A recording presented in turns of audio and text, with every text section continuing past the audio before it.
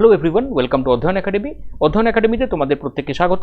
আজকে যে বিষয়টা নিয়ে আমি কথা বলবো, তোমাদের বহু ক্যান্ডিডেটের ফোন আমি পেয়েছি, যার একটাই মূল বিষয়, একটাই প্রশ্ন, জিওগ্রাফি নিয়ে নাম্বার পাওয়া যাবে কিনা।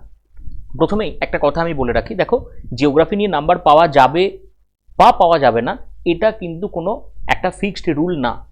তুমি জিওগ্রাফি যেমনভাবে পড়বে, যেটাকে প্রশ্ন জিজ্ঞাসা করা হচ্ছে তার প্রেক্ষিতে উত্তর যেভাবে লিখবে, তোমার নাম্বার কিন্তু তার উপর ডিপেন্ড করছে। তুমি অ্যানথ্রোপোলজি, সোসিওলজি, সাইকোলজি যে কোনো সাবজেক্ট চুজ করে নিয়ে তুমি ভালো করে পড়াশোনা করতে পারলে না, তুমি নাম্বার পেলে না।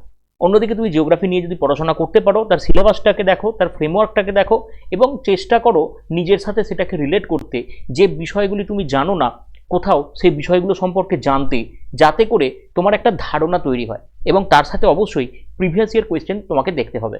অন্ততপক্ষে সাবজেক্টের সম্বন্ধে একটা ধারণা তৈরি না করে তুমি বুঝবে কি করে যে সেটাতে তুমি নাম্বার পাবে কি পাবে না। জিওগ্রাফি অপশনাল নিয়ে বিগত বছরগুলিতে অনেক মানুষ তারা সফলতার সাথে উত্তীর্ণ হয়েছেন। ফলে এটা তো বলাই যায়, যে কোনো সাবজেক্টই হোক না কেন, সেটা যদি প্রপার গাইডেন্স থাকে, প্রপার কপি চেকিং থাকে এবং প্রপার নলেজ দিয়ে তুমি যদি সেটাকে অ্যাপ্লাই করতে পারো, নাম্বার তো অবশ্যই পাওয়া যেতে পারে।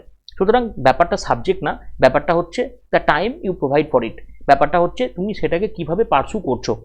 এবং জিওগ্রাফি যেহেতু একটা পুরানো সাবজেক্ট, তোমার মাধ্যমিক লেভেল, অনেকের ক্ষেত্রে যারা আর্টস নিয়ে পড়াশোনা করেছে এইচএস লেভেল পর্যন্ত পড়াশোনা করেছে, আশা করা যায় তাদের ক্ষেত্রে বিষয়টা অনেকটা সহজতর হয়।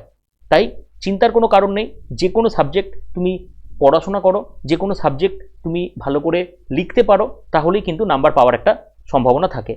এটা সাবজেক্টের উপর ডিপেন্ড করে না, এটা ব্যক্তির উপর ডিপেন্ড করে। Thank you.